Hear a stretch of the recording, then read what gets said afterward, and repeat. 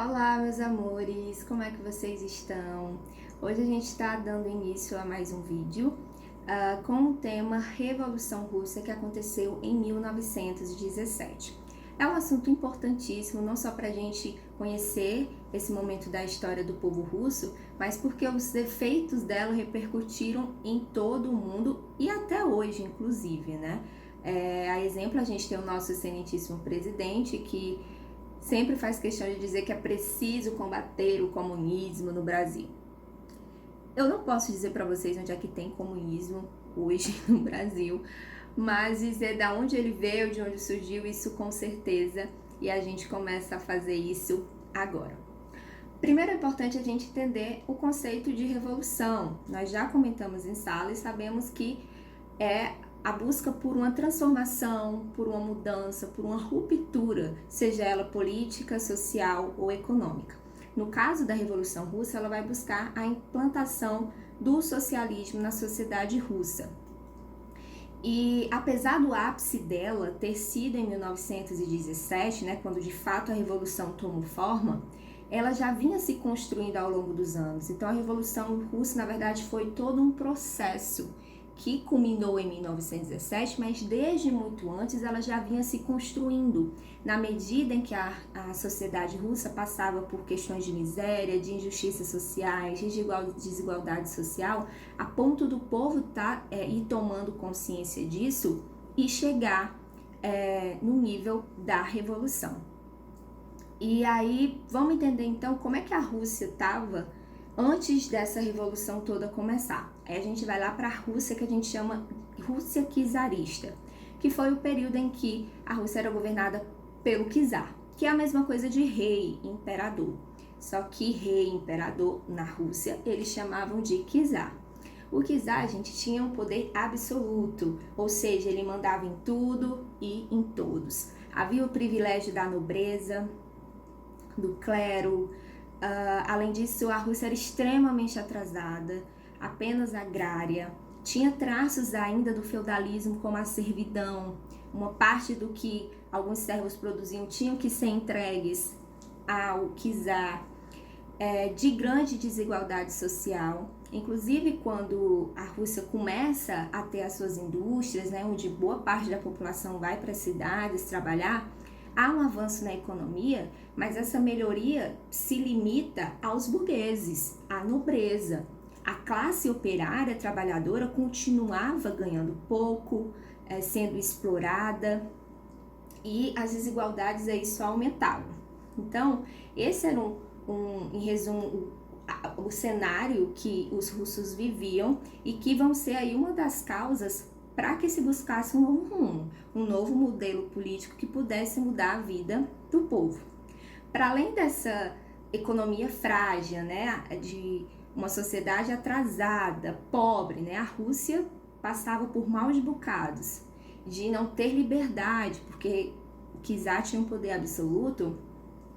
A Rússia ainda vai enfrentar uma guerra com o Japão, chamado de Guerra Russo-Japonesa, onde a Rússia vai levar assim uma pisa do Japão, vai perder territórios para ele. Então, se a Rússia já estava mal das pernas, vai ficar pior ainda depois que perde essa guerra. Inclusive, a gente vai ver hoje que a pobre da Rússia apanhava muito, né, gente? Toda a guerra que ela se metia era só para apanhar. Muito bem. Na medida em que essa situação de miséria, de fome, de desigualdade foi aumentando, começaram a surgir alguns partidos de oposição ao czar, né, que buscavam aí melhorias de vida, de melhoria do povo operário, do povo camponês, e entre esses partidos o principal vai ser o Partido Operário Social Democrata Russo. Enorme, né, meu povo? A gente também pode, eu costumo chamar de POS-DR, né, que é a siglazinha aqui, Partido Operário Social Democrata Russo. Esse partido, gente, era influenciado pelas ideias marxistas, né? Ou seja, acreditava ali na luta de classes, na ditadura do proletariado, e era uma das principais oposições ao czar. Só que o que vai acontecer? Dentro desse partido vão começar a ter ideias divergentes, né? E aí por eles terem dentro do partido opiniões diferentes, eles vão acabar se dividindo em dois grupos, que são os bolcheviques, que significa em russo maioria, e os mencheviques, que significa minoria. Por que eles vão se separar? Porque os bolcheviques, eles acreditavam que era necessário a luta direta de classe, era necessário implantar uma revolução socialista, era necessário uma luta armada, que só mesmo pelo meio radical que seria possível a implantação do socialismo. E tinha como líder e defensor o Lenin.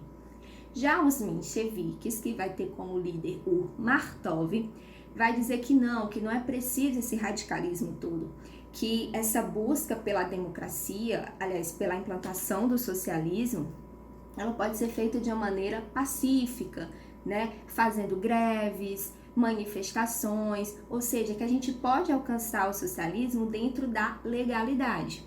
Então, essa diferença entre o radicalismo dos bolcheviques e de um aspecto mais moderado dos mencheviques vão acabar fazendo com que eles se dividam. E aí surgem dois novos partidos, o partido dos bolcheviques e os partidos dos mencheviques. Mas apesar dessas diferenças, eles ainda tinham um inimigo em comum, que era o czar, né? E em 1905, a gente teve um importante movimento de oposição ao czar, que foi uma multidão que se reuniu em frente ao Palácio Petersburgo, pedindo ali melhorias para o povo, reivindicações, principalmente ali do povo operário, que pedia por aumento de salários, diminuição da carga horária de trabalho, melhores condições de trabalho. Enfim, eles levaram ali anseios do povo que buscavam uma resposta, uma solução, alguma mudança.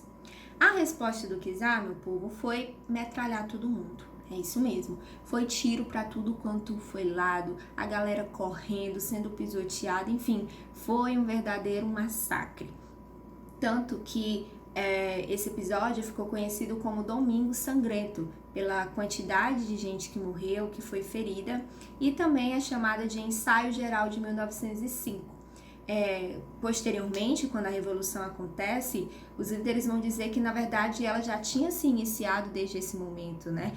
Que esse episódio já foi um ensaio para o que a Revolução via a ser.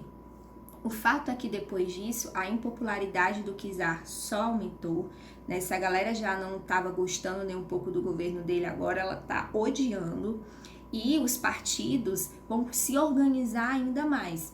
E aí é quando surge os sovietes. Os sovietes, gente, são conselhos populares formados por trabalhadores. É o momento em que a classe trabalhadora se une ainda mais. Esses sovietes é como se fossem representantes de várias classes trabalhadoras que estariam ali dentro da política, na luta, lutando pelos direitos dos trabalhadores e se inserindo também como caminho para se chegar ao poder. Os sovietes vão ser importantíssimos na Revolução Russa, tanto que o nome União Soviética, que é o que a Rússia vem se tornar depois, soviética vem dos sovietes que chegam ao poder, tá? Então, esse Domingo Sangrento acendeu ainda mais a chama por uma luta pela busca de melhorias do povo. Diante disso, o czar vai aí tentar se limpar, né? Ele vai dizer que ia criar uma Constituição e que o intuito da Constituição era limitar os poderes dele, né? A Constituição serve para isso, justamente para que o presidente ou o imperador, o rei, no caso o czar, não tenha mais poderes absolutos. Apesar de ter uns presidentes por aí, né, que diz que ele é a própria Constituição. Mas, enfim, voltemos aqui para a Rússia. O czar, fazendo isso, vai fazer com que alguma parte da população se anime, né, que acho que alguma coisa vai mudar, enfim. Mas, na verdade, isso foi uma estratégia dele para ganhar tempo e reagir novamente contra o povo russo, né? Logo, ele mostra o seu poder absoluto, principalmente quando ele coloca a Rússia na Primeira Guerra Mundial. Gente, a situação da Rússia era péssima. A economia não era boa, havia problemas políticos dentro dela, a galera estava com fome, estava na miséria, havia há pouco tempo perdido territórios para o Japão, já tinha levado a pista, então tudo que a Rússia não precisava nesse momento, gente, era entrar para uma guerra, ainda mais uma guerra mundial. Mas o czar fechou os olhos, não quis nem saber do que a população russa estava dizendo, porque o povo russo não queria entrar nessa guerra, mas usando do autoritarismo, seu poder absoluto, colocou a Rússia, que inclusive foi um dos principais países, os primeiros países a entrarem na guerra, ok?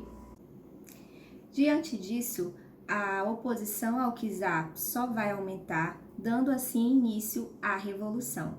O czar vai sofrer pressões de todos os lados, gente. Eram os mencheviques, os bolcheviques, os operários, os camponeses, os sovietes, até o exército, gente, isso mesmo. Até o exército estava do lado da revolução.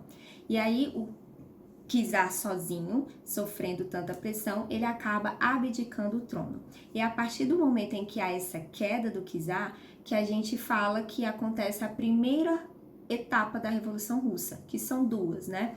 E essa é chamada de Revolução de Fevereiro, porque em fevereiro de 1917, os revolucionários conseguem depor o czar. E aí quem assume o poder são os mencheviques, e eles vão implantar aí um governo provisório liderado pelo Kerensky.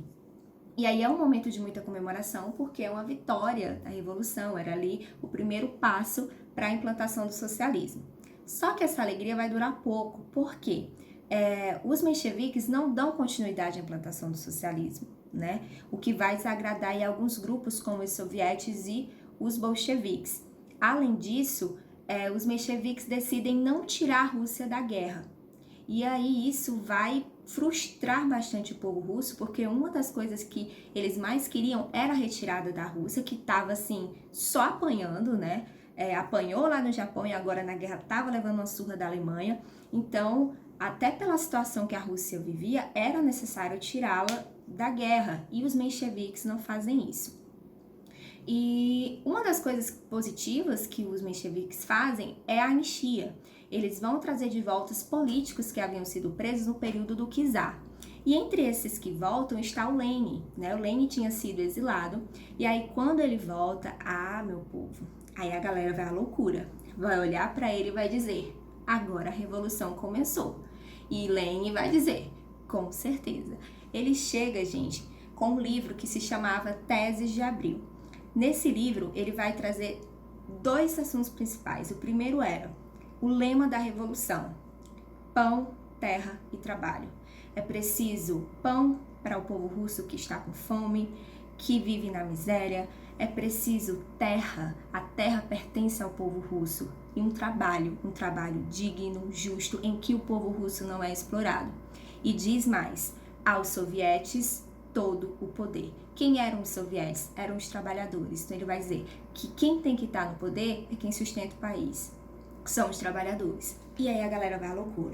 Viva a revolução! Lenin vai dizer que não são os mencheviques que vão implantar o socialismo, que é preciso que o povo, os sovietes, os bolcheviques tomem o poder. E aí se inicia um conflito entre mencheviques e bolcheviques.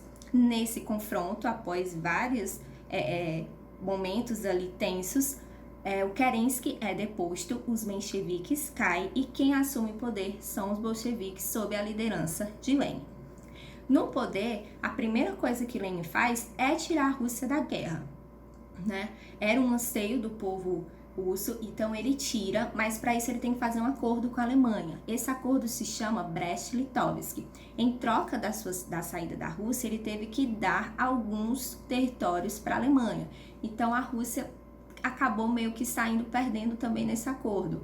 Ele cedeu territórios como a Finlândia, Polônia, Lituânia, e assim, para um país que estava numa crise econômica, política, com conflitos internos, perder território não é muito bom, né? Mas foi o preço que os russos tiveram que pagar para poder sair da guerra.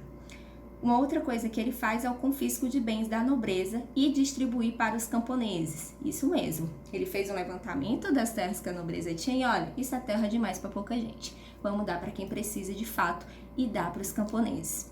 vai também estatizar empresas privadas. Então ele chegou, essa empresa é sua? É, pois não é mais, agora ela pertence ao Estado. Então tu imagina o ódio que esse dono da empresa não vai sentir, dos aristocratas, dos donos de terra. Eles vão odiar a Lane, eles vão ter pavor a esse negócio chamado de socialismo. E esse pavor vai se expandir pelo mundo, né? E aí como é que eles faziam esse controle? Na base da violência. Uma das formas de manutenção de poder e de controle do Estado são ações violentas, né? E é um lado negativo do socialismo. A implantação do socialismo na Rússia se dá na base do controle, do autoritarismo e da violência. Ninguém podia ser contra a revolução, né? Senão você morria. Então vão ser muitas mortes em nome da luta, em nome da revolução. Isso vai levantar, assim, grande oposição a Lenin, por parte dos aristocratas, dos mencheviques, da galera que estava tendo as terras tomadas. Então eles vão se unir, mencheviques, aristocratas, nobreza, contra Lenin. E aí vão montar um exército, que eles vão chamar de exército branco. E aí quando Lenin vê aquilo, ok, vocês têm um exército, a gente também tem um. E ele é o exército vermelho, liderado por Trotsky. Trotsky, gente, era o braço direito de Lenin. Era assim, Lenin pensa, Trotsky executa, um grande estrategista militar, e que se fosse possível, sim, matar 5, 10, 20 mil em nome da revolução, ele matava. Ele era o cara militar. E aí a gente vai ter o confronto entre, de um lado, o exército branco e do outro o vermelho, e aí é o que a gente chama de segunda etapa da revolução russa, que é a revolução de outubro, quando a gente vai ter aí esse confronto. E aí, quem vai vencer? Exército branco ou vermelho? Isso a gente vai saber no próximo vídeo. Não percam, obrigado pela atenção aqui e até lá!